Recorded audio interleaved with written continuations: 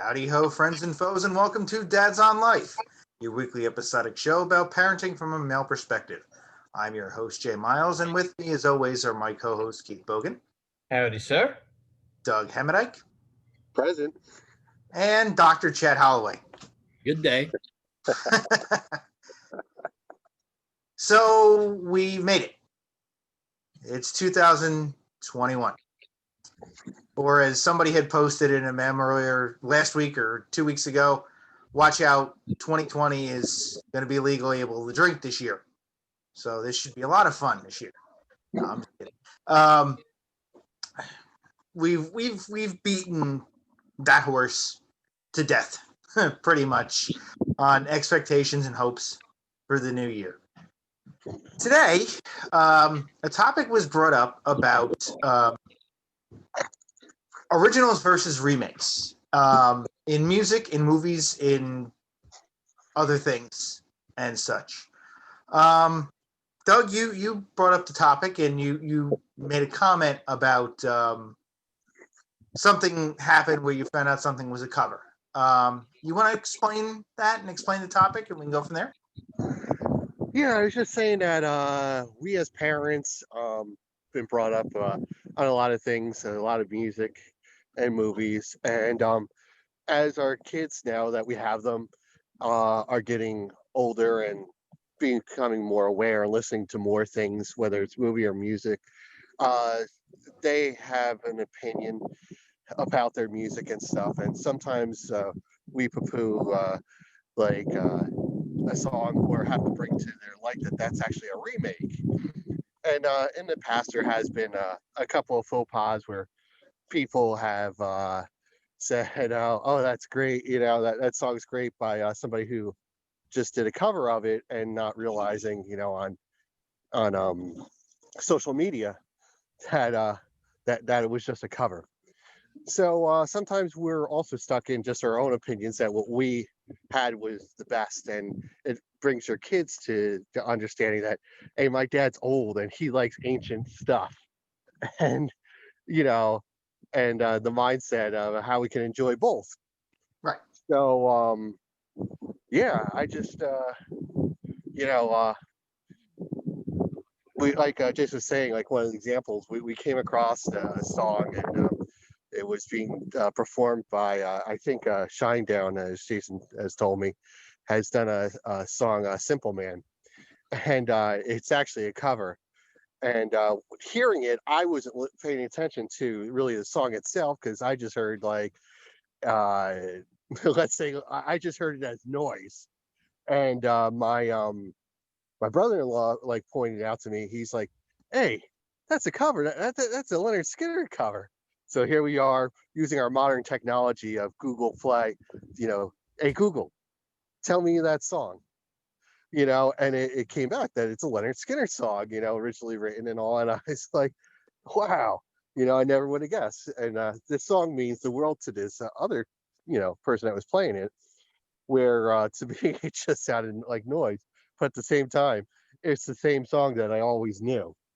So, Well, I mean, that goes back a long, long way. You have, you got to think, a lot of the popular rock and roll songs in the Lieber and Stoller eras, and in the 50s and 60s, and even in the 70s, they ended up being stolen songs that were take Hound Dog, for example. Elvis Presley made it famous, but it wasn't, damn sure it was not Elvis Presley's song. It was Big Mama Thornton's song. So it goes back a long, long way. And you actually put up a video of, was it Iggy Pop doing Sea of Yes. Love? And I said, oh, it sounds like, I forgot who I said it sounded like. Was it Billy Idol? Billy Idol doing Sea of Love. And you said something, then obviously the original is the famous one, but there's a pretty famous cover of that song being the Honey Drippers, which was basically Robert Plant deciding to do an album, but he wanted to bring in Jimmy Page to do it with him, and he brought in Jimmy Page, he brought in Jeff Beck, he brought in a laundry list of people to do. But one of the songs they did all covers. I think the whole album was covers. Was Sea of Love, and that's the one that if you listen to Q104.3 or something like that, that'll pop up occasionally. Another example of coming, well, there's another musical example would be Patience, a song from Guns N' Roses that was a recently re-released cover by Chris Cornell, which turns out he was teaching his daughter how to play the song and just decided, well, screw it, I'm going to record it. And it's actually fast becoming a pretty high charting single posthumously. Another good example of this in movies right now, Dune is being remade and re-released within the next couple of months. So that should be interesting. I mean, if you've ever seen the original Dune, you know there were certain liberties taken by George Lucas in the Star Wars movies as well. You see a lot of origins in Dune there, and I mean the cast is a pretty good cast for the remake of Reboot or whatever you want to call it of Dune. So it's still happening to this day, and it probably will continue to keep happening. But yeah, and sometimes they do have a tendency to be better. Doesn't happen a lot, but the remakes or reboots, which I think may happen with Dune, because compared to the book, they left a lot of Dune in the book out in the movie, and Dune wasn't really the best theatrical release, but this one, although it is a Disney property, seems like it's going to be quite a bit better. Yeah, and I think some of these when they're remade, it's because there's a quality to it that stands the test of time. So right. When remade, a song like Simple Man, I love that song, and I'm real familiar with the Leonard Skinner, and I'm like, that has some real meaning, when you sit down and think about that kind of stuff. Right. And just reinterpreted through another genre that's made current for another group of people to enjoy, so maybe I don't like it, but if if that good message and those good lyrics reach another group, then that, there's something positive to be said for that, and the other thing with regard to movies, and I haven't watched the series yet, but the Karate Kid and Cobra Kai, it seems like that came out, and it seems like it's very popular now, and I think it's popular, but I think with parents as well as kids, both. I think there's kind of a new audience, and then there's the old audience who's kind of re-engaging with it too. But I've got a hypothesis that about every 20 years, some element of our society is being brought back into the society, and that's and I'll use fashion for example. Some mom has something from high school, right, and then her daughter's digging around 20 years later, 15 to 20 years later, in her drawers or whatever, and in her cedar chest, and finds this old thing from her high school and says, "Oh, I like these flared jeans.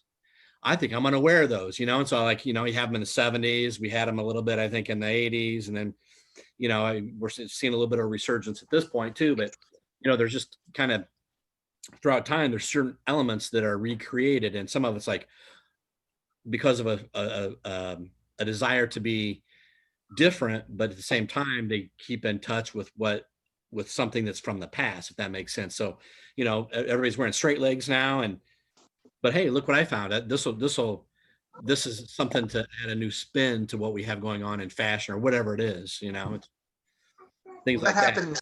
That happened in the 90s with, late 80s, early 90s, really with bell bottoms. Bell bottoms made a comeback for a while there. Ironically, it was a musical connection to that. The band, the Black Crowes, basically, apparently the Robinson brothers pretty much raided their father's closet and grabbed a bunch of their clothes. And when they started shooting the first video, which was ironically enough a cover, it's what got them on the map, was the cover of Hard to Handle, the Otis Redding song. Yeah. They were wearing bell bottoms, and everybody's going, what the hell's going on with these guys? And yeah, it put them on the map. So, and then bell bottoms made a big comeback. Yeah. But yeah, there's with the Karate Kid though. Karate Kid, the Cobra Kai show, is a continuation story pretty much. It's one of the, it's a lot of the characters. Even John Kreese has turned up. The original John Kreese, not the one that they kind of turned into John Kreese in the crappy remake with Jackie Chan and Will Smith's son, Jaden Smith, which I kind of joke at being a crappy remake. It wasn't that bad, but again, that brought that storyline back to prominence, and it led. Part of that led to the release of Cobra Kai, which I haven't seen yet. But yeah, they have a tendency to be doing that a lot with TV shows. I know they did it with Hawaii Five-0 a few years ago. There was a reboot of that. Magnum PI, I believe MacGyver has come back in a form. A lot of these shows are being brought back, especially with streaming services being so prevalent today. A lot of the shows are being brought back, and I mean, you can take it to the fact that even the Norman Lear, two of the Norman Lear shows, or three of the Norman Lear shows, have been brought back, and they release a couple of shows a year. 2 years ago, there was All in the Family and the Jeffersons, and I think last year was All in the Family and Good Times, where Woody Harrelson kind of replaced the Carol O'Connor character, and Marissa Tomei replaced the mother, and to an extent did it very well, even under the watchful eye of Norman Lear himself, who hosted the show sort of with Jimmy Kimmel. And it went off very, very well. Some of these do go off pretty well. Yeah, I was going to say, following up with what Chad was saying, I didn't really think about it initially, but also kids that like the reverse, as well as like Jason was saying about some of the clothes and how popular it can become really quickly with just a song being played, and how my son Colin, he loves the 80s. He loves Nina Blackwood. He loves like listening to the 80s all the time, because I gets it mostly from my wife. But Brendan also, my older son, seeking out things that are nostalgic. And even though things have come along with video gaming and stuff, still classic Nintendo he has, and he loves the idea of a lot of the classic video games, even though that their quality is, and the functionality isn't there, but still there's something about playing those games that, we've grown up with, let's say us here, so that's also interesting, the opposite way that, where sometimes they strive for to go back to like what has come before them. Mm-hmm. Yeah. Well, luckily for us, and for them, everybody when you brought up Nina Blackwood, obviously from the MTV, early MTV days, 4 of the 5 hosts from the original MTV are still around, and they do run a large beyond the 80s channel on Sirius XM. Alan Hunter and Mark Goodman are all over the place on Sirius. And I mean, we see Martha Quinn in the Maybelline commercials and things like that, besides from that on TV. But Nina Blackwood, Martha Quinn, Alan Hunter, and Mark Goodman are still on Sirius XM on the 80s channel. The only one that isn't around, obviously, is JJ Jackson, who passed away several years ago. But these people are still around, which brings me to another point of the cover songs that are released led to resurgences for the original artist a number of years ago. I know from experience that Leonard Skinner, in its form today, with only one original member, still sells out shows on a regular basis, and they're still out there. There's a lot of, now they call them nostalgia acts, but those acts still do pretty well. Their album sales may not do so well, but they do sell a lot of concert tickets every year to a point. When you get to the points of bands like Leonard Skinner, and as I'm wearing the Who, a lot of their songs have been covered by several different artists, Pearl Jam, things like that, and those bands still do bang up numbers when it comes to concert tours. Another one that would be Billy Joel does pretty good numbers still with the songs that have been covered by him, and Bruce Springsteen is another one who there's shows on the Bruce Springsteen channel on XM about songs that have been covered, his songs that have been covered, and then his songs that he's covered as well. So there's people, and there's artists who have made, and directors who have made careers out of doing reboots. One of them is Craig Brewer, who is a director. Craig Brewer's directed two of them. He directed Footloose and the re-release of Dolomite, which impressed on the star Eddie Murphy so well that Brewer was tapped to do the second Coming to America as the director. So clearly, I mean, the eyes are open on the covers and remakes.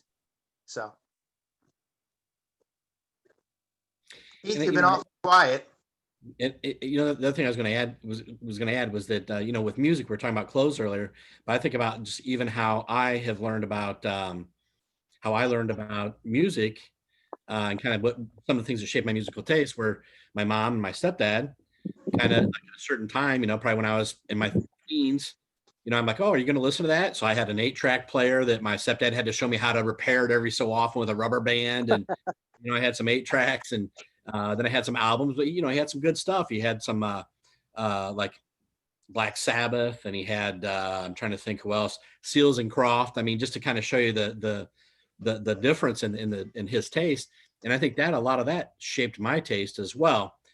And to some extent, I think that's what's happened with my son now, is that, growing up, he's heard me listen to so many different types of music, and he's really kind of on the rap, but also he likes electronic and EDM types of music, and he likes some rock music. And, if a rock song comes on, he sings along with it. So, I mean, I think about how my tastes and were shaped by my parents, and how I've kind of passed that along. But again, it's kind of that rite of passage where they have something, and then I kind of, the next generation kind of adopts that as their own, or kind of uses that as a launching point for their understanding of what music is, what clothes style are, what movies are good, those kinds of things.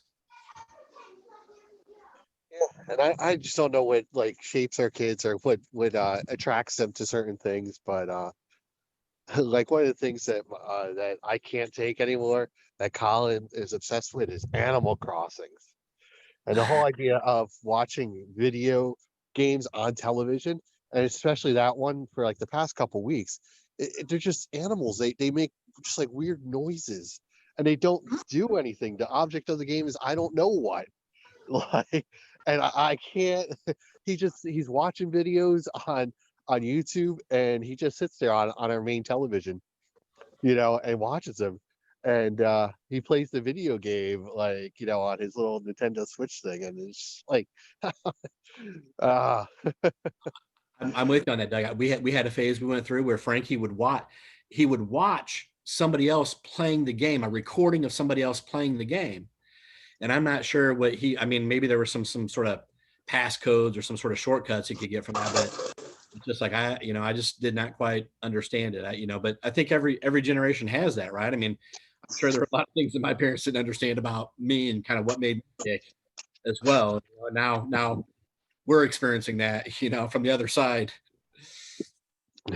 And one of the things that where it works the other way, where I just can't like, for me, Willy Wonka is Gene Wilder, and that's the only version of the movie. But yet my kids are like, I would say that the majority of the time they turn on the new one with Johnny Depp, and I'm like, really? Seriously, guys? Like, I, I, no. I was searching for a subtitled version of that here in the last week for the kids, and all that came up on Netflix, because there's certain things that don't cross countries, right? And the only thing that came up was the one with Johnny Depp, and I'm like, that would just, for me, that's kind of a weird show. Like I like the Gene Wilder one. That's like that's like the real deal. And the one Johnny Depp, I'm like, well, that's some sort of drug induced or influenced movie, it seems to me. Not that there's anything wrong with that, but Uh, uh, all right. Keith, you're awfully quiet. let's hear from the classic himself, That would be me. the original. Now that we're actually talking about movies, I can actually contribute The something, OG. because I don't know anything about music. I know tons of music over the years, but I'm one of those people who never remembers who did it or what it's called or anything like that. And I'm vaguely aware periodically that there are songs that my kids are listening to, and I'll look at them and say, "Wow, that's a great remake," and they'll be like, "What are you talking about?" They'll have no idea that it was made, that it had been done previously.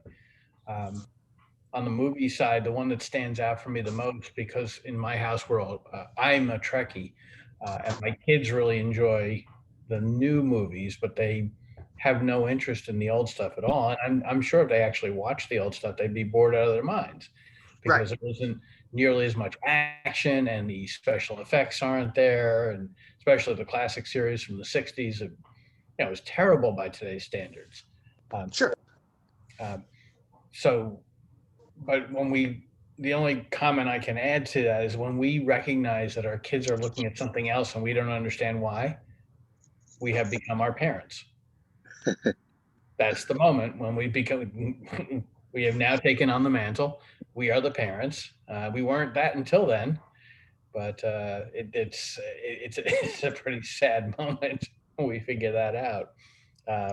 It doesn't really happen too often here. I mean, uh, my boys, from a music side, I raised them on things like Bruce Springsteen and Billy Joel and Jimmy Buffett and all that, and they still really enjoy that stuff. But they have their own tastes now that don't necessarily intersect with mine.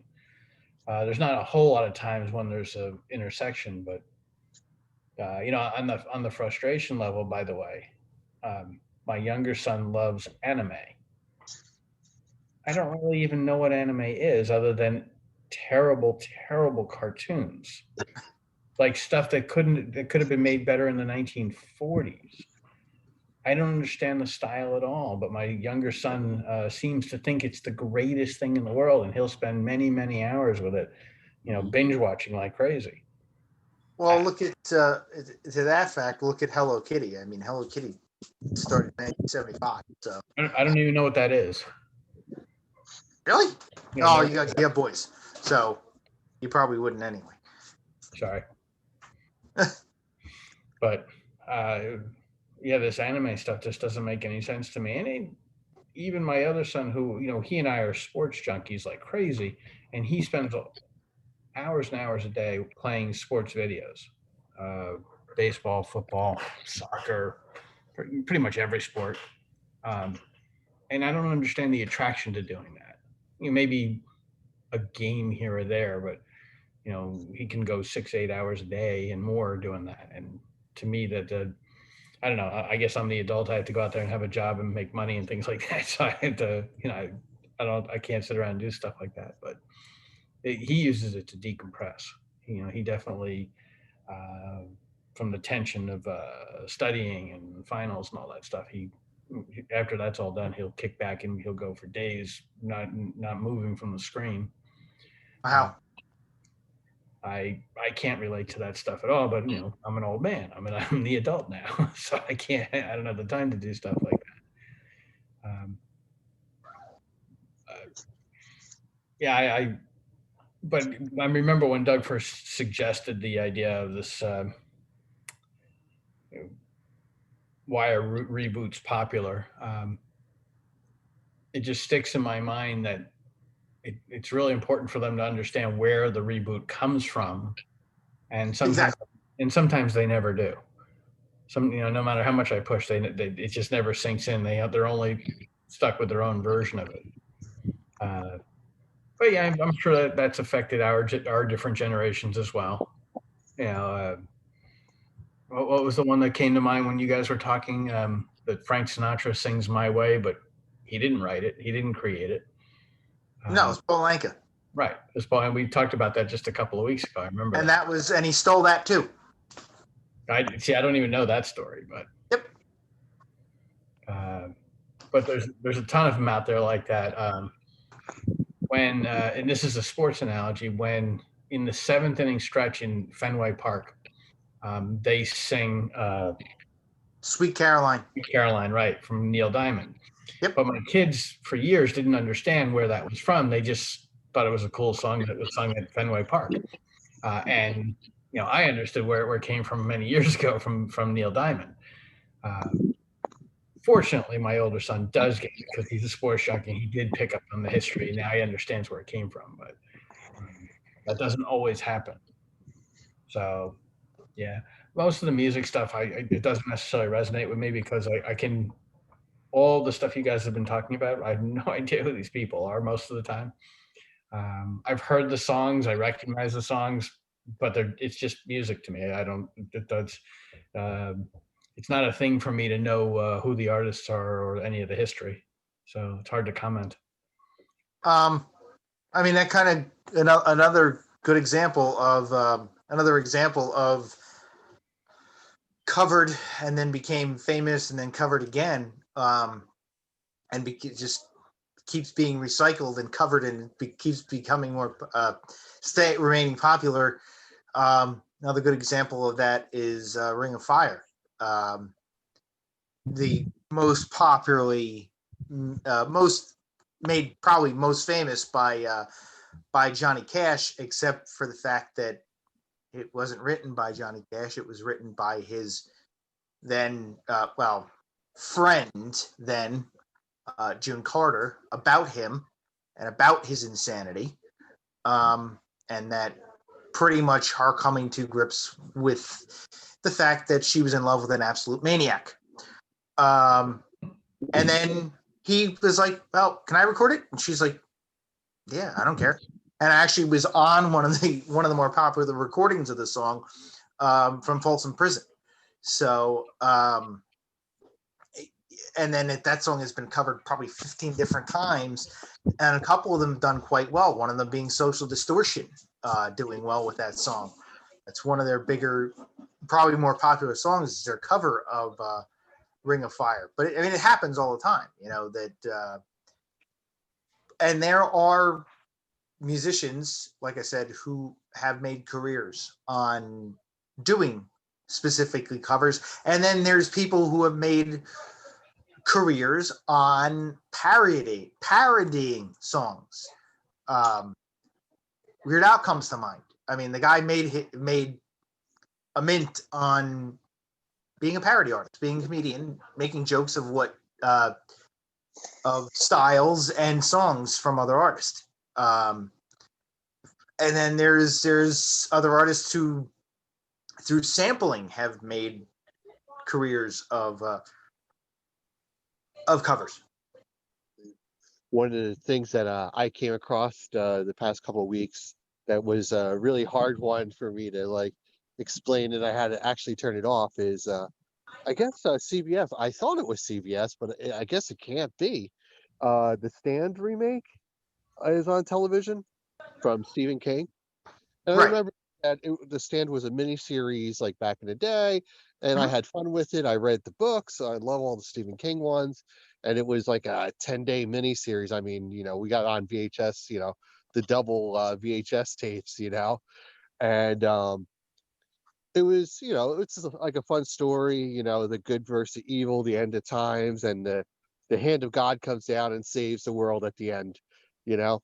So they had the remake now on something on I thought that was on regular television, but right I think it's away, on CBS's app or something like that. yeah, right away I was sitting down with Brendan, and the F bombs were just like flying and sailing. And episode 2 is even worse with the F bombs and sex scenes and all, which was never in like the first one. I was like, all right, well, I guess I gotta turn this off.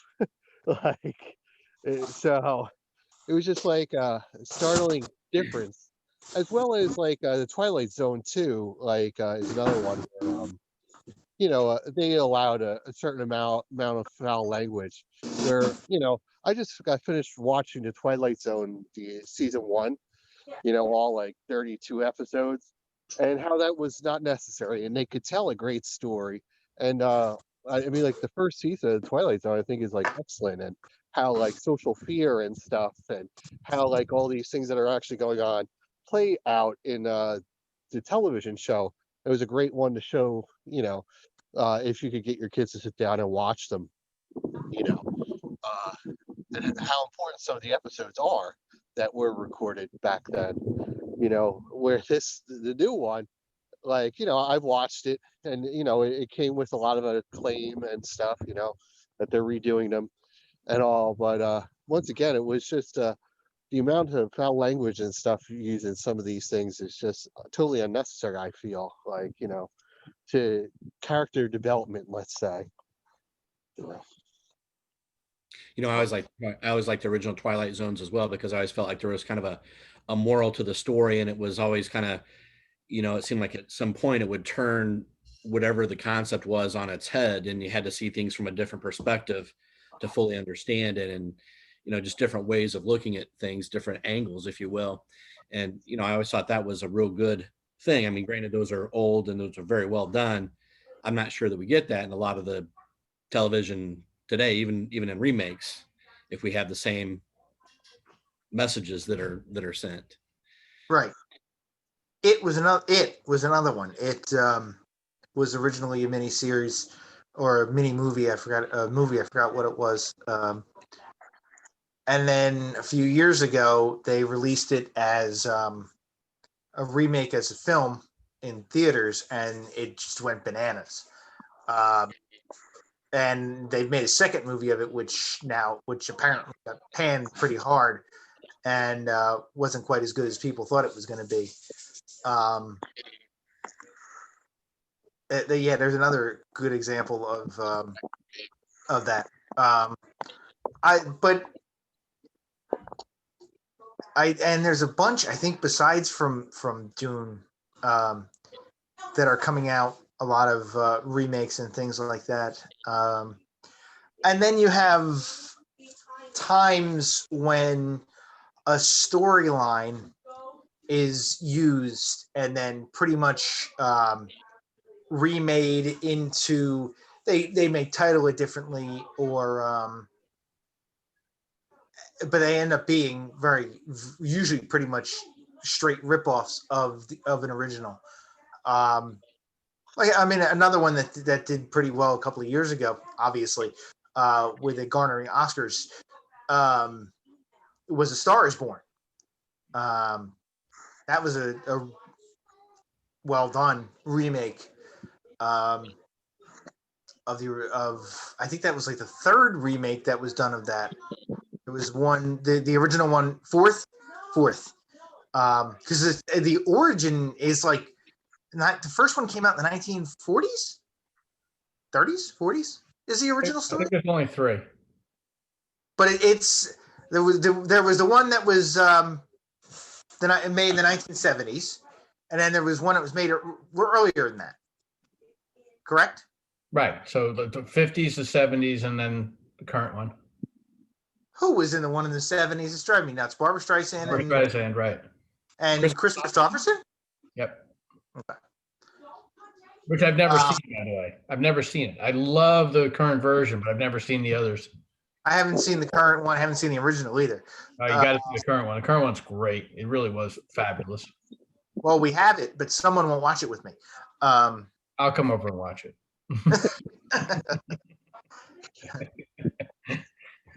I'm trying to think. I can't think of anything off the top of my head, and I don't want to get into what Peter Jackson is doing now with the upcoming Beatles documentary he's working on. People are like, "Oh, it's just a continuation or a remake of Let It Be," and it's completely not. The trailers, previews, I guess, came out last week, and it's quite different. In fact, things were going quite differently than we saw in Let It Be for the Beatles. In fact, there's 56 hours that Peter Jackson is currently going through. The movie will be released in August. I believe it's going to be called Get Back. It's like I said, 56 hours of footage, Peter Jackson. He said he's halfway through the edit. It's going to be like a 4-hour movie, I'm sure. And some of the scenes, like I said, it's quite obvious that the reports of, to go off on a tangent here for a second, that the Beatles weren't quite done. It's going to become abundantly clear that things were bad, but they definitely weren't as bad as they were letting on. And they were actually going quite well at points during the recording of Let It Be. So that's another interesting thing that's coming out. But yeah, I know Dune. I'm trying to think if there's anything else. There's always one or two every couple of years where they remake something. But I mean, and then there's always that the basis of things like Jaws that pretty much just keeps getting regurgitated, pun intended, into a new movie of shark eats people, pretty much. Yeah.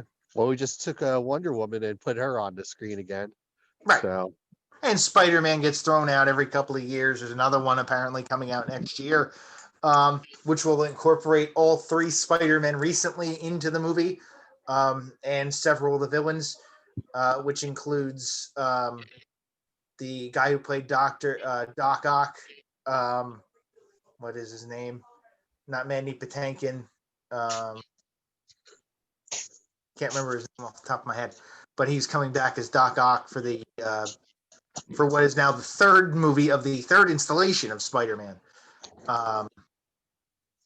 Yeah, and they've got Tobey Maguire coming back, and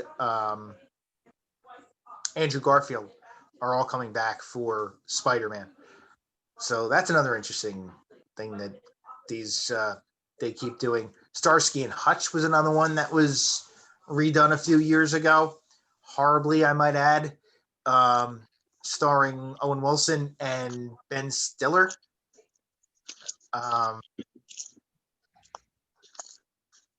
This latest Wonder Woman is awful, by the way. I've heard pretty rough things about it. Again, with your boy Chris Pine in that, I believe, who played, most famously, probably most famously playing the rebooted Captain Kirk. Captain Kirk, yes. And he doesn't do a bad job in that. Don't stand alone. The reboot of Star Trek is really well done. It's just a different way of looking at it. That's all. I mean, I have to. I accept that. It's not my Star Trek, but it's well done. And speaking of Star Trek, I know earlier, Keith, you said that you tried to get the boys to watch some older original Star Trek episodes, and that's what I've tried to do with Frankie on some things. Not necessarily that there are remakes, but even watching some old movies that were important to me when I was growing up at that time, like Pretty in Pink, 16 Candles, Weird Science, The Breakfast Club, stuff like that, Bad Boys. And every once in a while I can get him to watch one, but usually he opts out. Although I did get him to watch Porky's the other day. Oh, Porky's. love And he that was like, movie. oh my, and he's like, oh my gosh, I can't believe this. And like, and I forgot what it was like, but if you go back and watch it, it's pretty risque. It's like things would not fly in today's society that That's are. not that's not true. Porky's is being remade. It's coming out in the next couple of months. Oh, is it? Porky's is Okay. being remade. Yes. I didn't know that. Howard Stern had tried to do it years ago, but that got scrapped. Apparently, Porky's is being remade. And you brought up Breakfast Club. There's a show with two of the guys from the Super Troopers group called Tacoma FD that they did an episode that is essentially the storyline, a remake of Breakfast Club.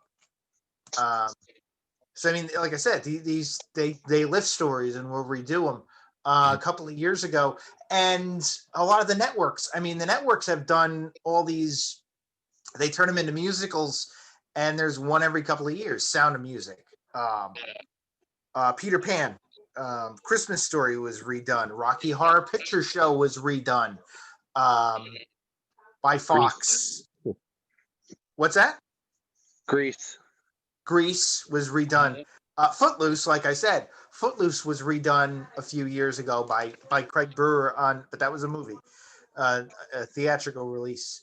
And I'm sure I'm sure this year's probably, I don't know what it was. I think there was going to be one this year, but I think it might have been scrapped because of filming being shut down for a while.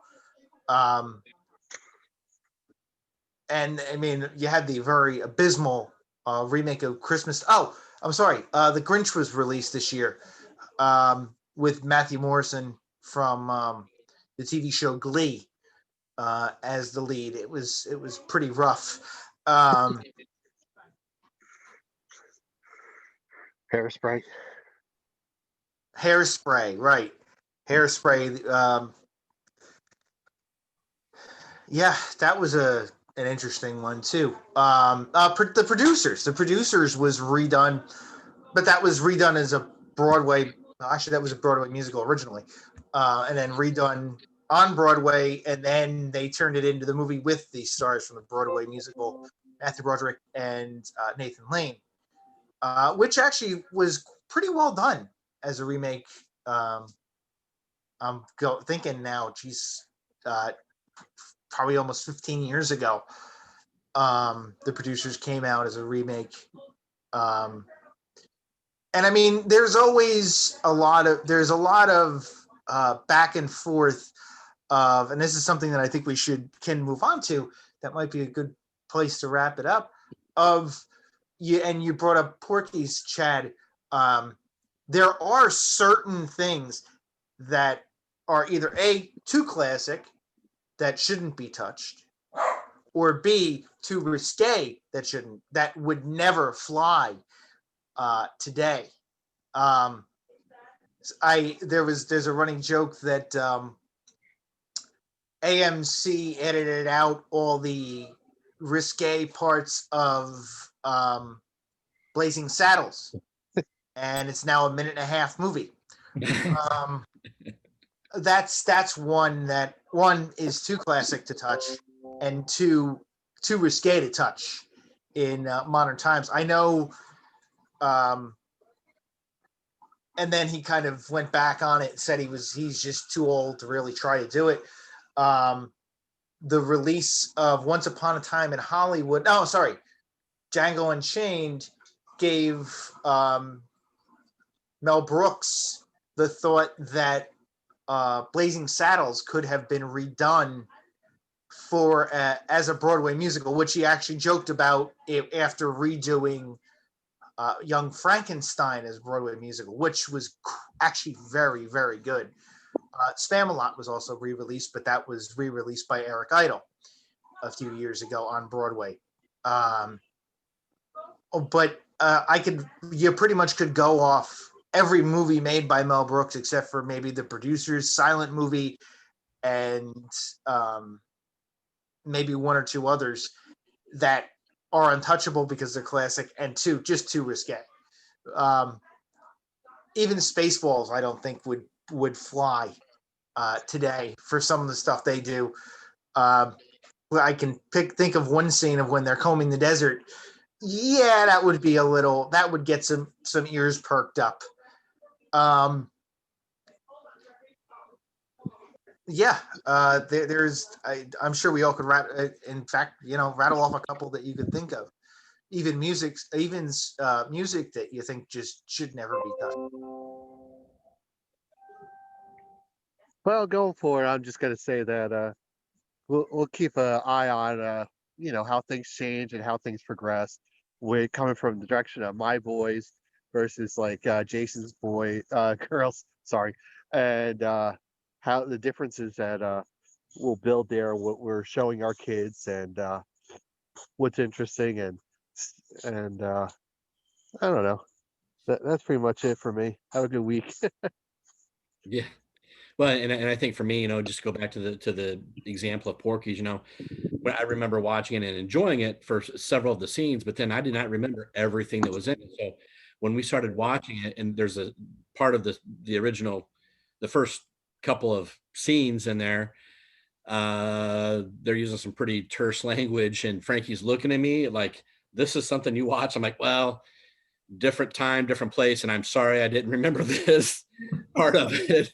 But I mean, to some extent, that's part of the learning curve too, as well, kind of the original versus the remake, because let's face it, our society has changed a lot in 25 or 30 years, whatever it's been since that's been made. And to update that and to make it fit in with the societal norms today versus the societal norms at that time, very different. So, but I do see value. Like I'm a big believer in history and trying to understand where things come from and trying to learn about all kinds of different things, different perspectives, different types of everything: music, style, fashion, beliefs, cultures. And I try to promote that with Frankie as well. I have to make one correction though. I might be wrong. It may not. Now I'm thinking about it.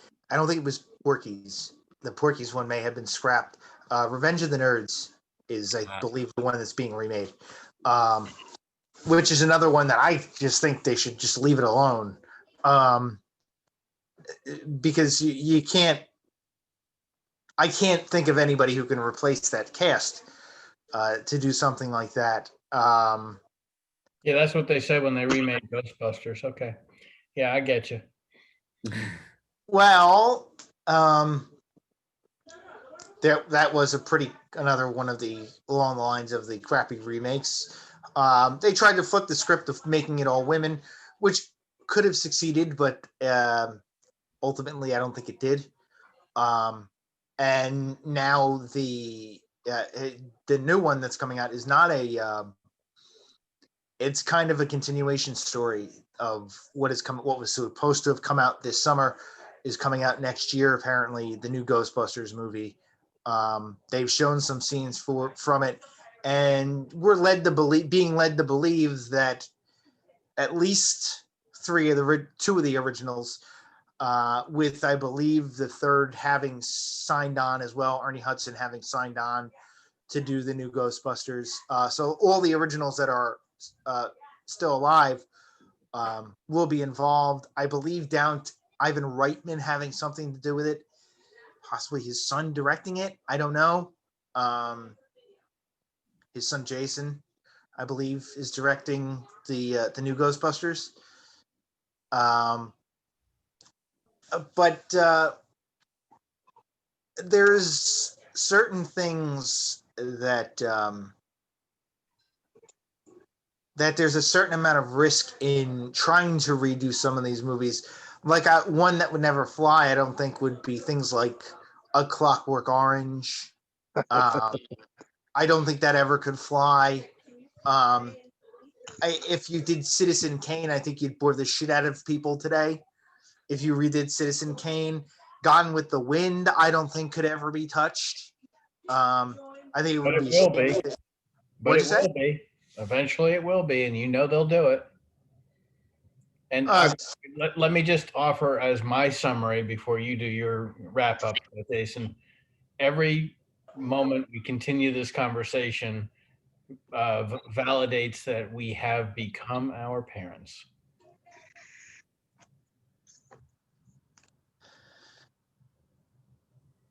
It's all Yeah. yours, Jason. You can run with that however you want, but we are all sounding like crotchety old men, and that's just the nature of the cycle of life. It's Our like that. parents, our parents did it before us, and their parents did it before them. It's like that commercial that's out now. I don't even know what they have, but I love the commercial. It's like where they go, well, if you go to the movie theater, you need to put your phone on mute. Well, I don't have a mute. Oh no, everybody has mute. It's right here. Yeah. And the kid with the blue hair walks by. It's blue. Blue. We No, all see it. We all see it. We all don't say it. Blue hair. He's got blue hair. Yeah. His hair's blue. Yeah. Come on. He's back in the car because you don't know him. It's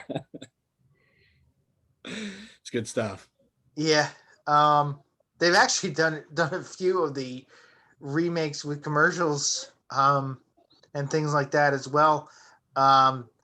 There was what was originally thought rumors of another Die Hard movie and another Crocodile Dundee movie that would involve Paul Hogan in a reboot or remake, but it was just a commercial for the Super Bowl.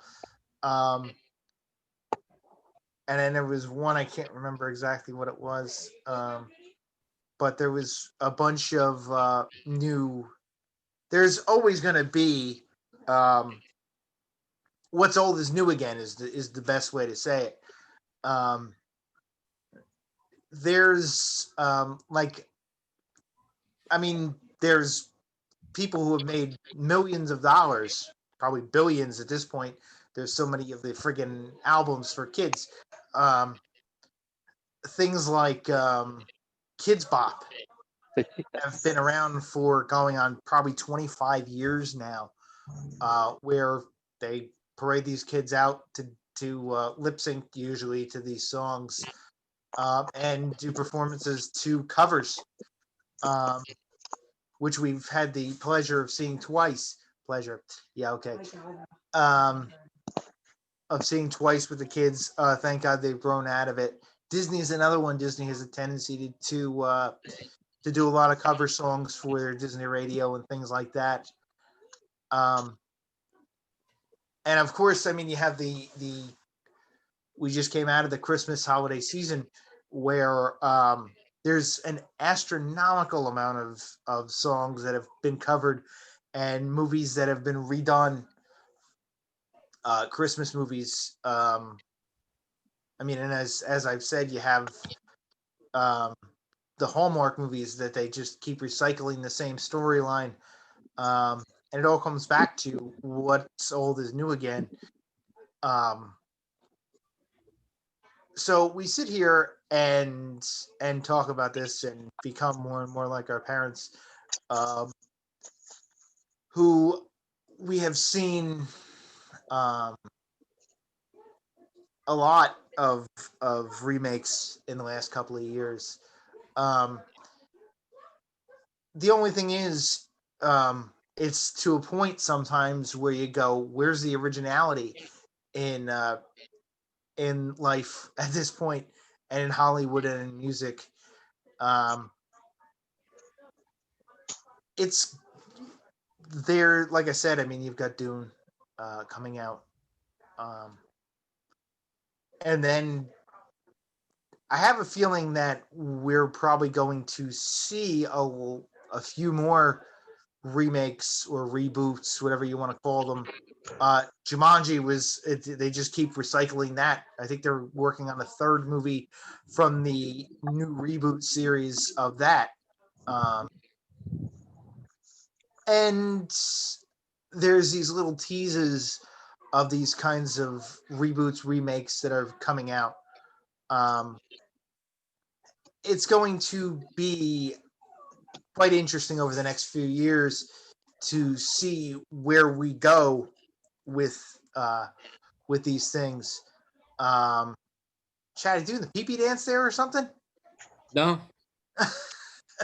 My shoulders getting a little out of whack here. I'm kind of laying down on the bed over a pillow, my head up. But like I guess it's because I don't know. Maybe they're getting lazy. Maybe Hollywood's getting lazy. Maybe musicians are getting lazy. Um, or it's just the fact of whether these movies and music fail, it still makes somebody money, and that's why they keep doing it. Anybody else have anything to add before we wrap this up? Nope. Keith, anything? I'm a rap, sir. Well, I guess that's pretty much all. As I've said, and as we sit here in the beginning of 2021, what's old is new again. What do they have in store for us next when it comes to music and movies and things like that and trends? Basically, the more things change, the more things stay the same. Hopefully, we will start seeing some new things, new ideas coming out over the next few years, next few months. But it would be damn sure nice to see some originality coming out over the next few years. We're not sure where we're going to be going over the next few weeks. But the change is coming. Hopefully for the better. From all of us here at Dad's on Life, so long, everybody. Take care. See you later. Bye-bye.